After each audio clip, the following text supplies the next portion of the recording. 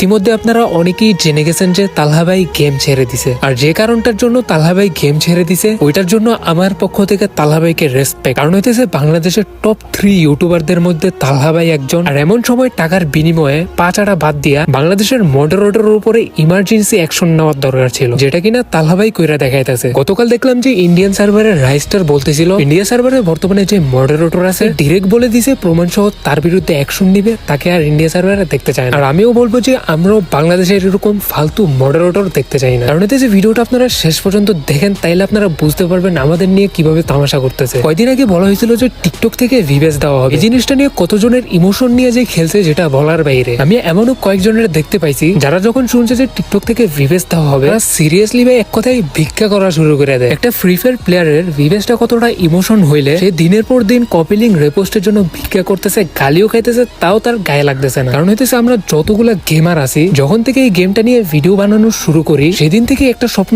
দেখা ফেলি যেভাবেই হোক আমিও যেন একদিন ভিভেস পাই। এই স্বপ্নটা নিয়ে এখনো হাজার হাজার ফ্রি ফায়ার কন্টেন্ট ক্রিয়েটররা ভিডিও আপলোড করে যেতেছে কিন্তু তাদেরকে কোনো রেসপন্সই করতেছে। হইতেছে আমাদের বাংলাদেশের মডারেটরদের অবস্থা। আমি উদাহরণস্বরূপ যদি আপনাকে পাবজির কথা বলি, আমি যদি এখন চাই এখনই আমি পাবজির পার্টনার প্রোগ্রামে ঢুকতে পারি। এমনকি আপনারা যারা আমার ভিডিও দেখতেছেন আপনারাও ইজিলি পার্টনার প্রোগ্রামে ঢুকে চাইতে পারবেন। এই জিনিসটা নিয়ে আমরা ফ্রি ফায়ার প্লেয়াররা বছরের পর বছর স্বপ্ন দেখা যায়, সেই জিনিসটা নিয়ে অন্যান্য গেমসরা আপনাকে কতটা ফাস্ট রেসপন্স করবে আপনার ভাবারও বাইরে। আমার বর্তমানে টিকটকের যে ভিউটা আছে আমি যদি আদার্স কোনো গেম রে দিতাম, সেটা নোভা লেজেন্ড হোক কিংবা পাবজি, তারা আমার ব্যাচ সহ লাখ লাখ টাকা পেমেন্ট করতো। এখন আপনারাই বলেন আমরা ক্রিয়েটররা কেন খেলবো এই গেম, যে গেমটা কিনা শুনতে পেলাম 10 সেকেন্ডও সময় দেয় না। আরেকটা জিনিস শুনতে পেলাম ভিভেস পার্টনার প্রোগ্রামের প্লেয়ার গুলা নাকি পার্টনার প্রোগ্রাম নিয়ে সিন্ডিকেট করতেছে যেন নিউ ক্রিয়েটরদের পার্টনার প্রোগ্রামে না নেওয়া হয়। জিনিসটা কতটা সঠিক আমি জানি না। তো এখন আসি হ্যাকের ব্যাপারটা নিয়ে। আমি নর্মালি ভাবে আপনাদেরকে একটা গোপন তথ্য বুঝাই দিই। আমাদের বাংলাদেশের যে নেতাগুলো আছে তাদের যদি আমরা মাসের পর মাস বছরের পর বছর টাকা খাওয়াই আর এই বিনিময়ে যদি আমরা বাংলাদেশে হাজারটাও আকাম করে ফেলি, আমাদের কোনো দোষও হবে না, আমাদের বিরুদ্ধে কোনো অ্যাকশনও হবে।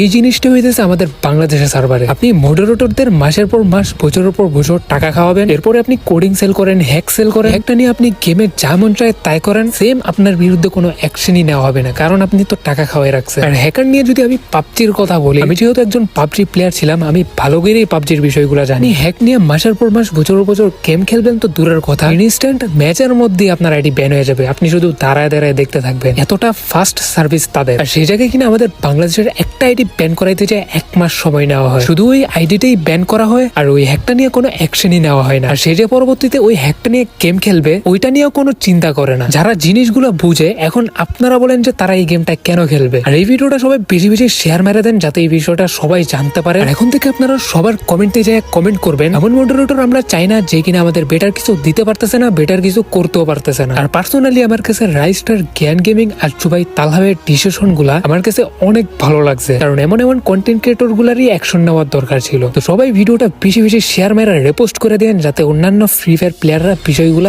জানতে পারে।